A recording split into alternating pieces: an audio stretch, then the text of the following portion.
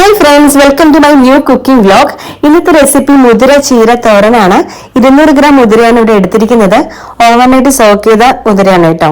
ഇനി ഇതിന്റെ health benefits കുറച്ചുകൂടി കൂട്ടാൻ വേണ്ടിയിട്ട് ചീര എടുത്തിട്ടുണ്ട്. പൊന്നാകണ ചീരയാണ് ഞാനിവിടെ എടുത്തിരിക്കുന്നത്.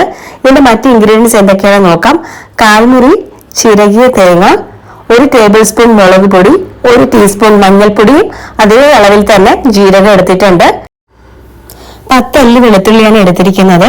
5-6 പച്ചമുളക്, ആവശ്യത്തിനുള്ള കറിവേപ്പില, 10 ചെറിയുള്ളി ചെറുതായിട്ട് അരിഞ്ഞു വെച്ചിരിക്കുന്നത്. ഞാനിത് കുക്ക് ചെയ്യാൻ പോകുന്നത് വെളിച്ചെണ്ണയിലാണ്. പിന്നെ പാകത്തിനുള്ള ഉപ്പും. ഇത്രയും തന്നെയുള്ളൂ കേട്ടോ ഇതിന്റെ ഇൻഗ്രീഡിയൻസ്. എങ്കിൽ നമുക്ക് ഒട്ടും താമസിയാതെ വീഡിയോയിലോട്ട് കിടക്കാം.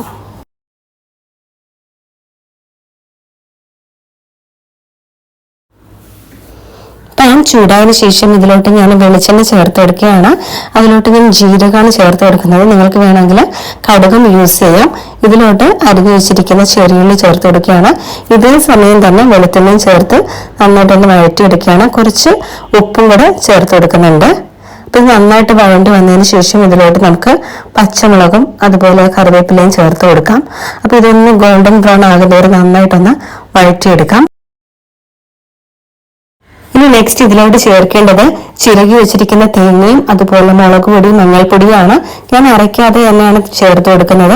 ഇതിന്റെ പച്ചമണം മാറുന്നത് വരെ നന്നായിട്ടൊന്ന് വഴറ്റുക. അതിനുശേഷം ഇതിലോട്ട് നമുക്ക് മുതിര ചേർത്ത് കൊടുക്കാം. മുതിരയ്ക്ക് ഒരുപാട് ഹെൽത്ത് ബെനിഫിറ്റ്സ് ഉണ്ട് കേട്ടോ. വെയിറ്റ് മാനേജ്മെന്റും അതുപോലെ ഡയബറ്റീസ് കൺട്രോൾ ചെയ്യാനും ഒരുപാട് നല്ലൊരു പ്രോട്ടീൻ സോഴ്സാണ് മുതിര എന്ന് പറയുന്നത്.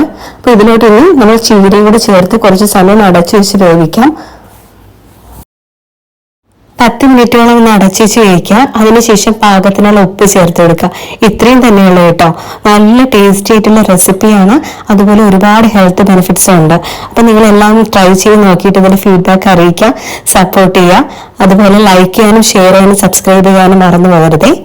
അപ്പൊ അടുത്ത വീഡിയോയിൽ കാണാം. Thank you so much.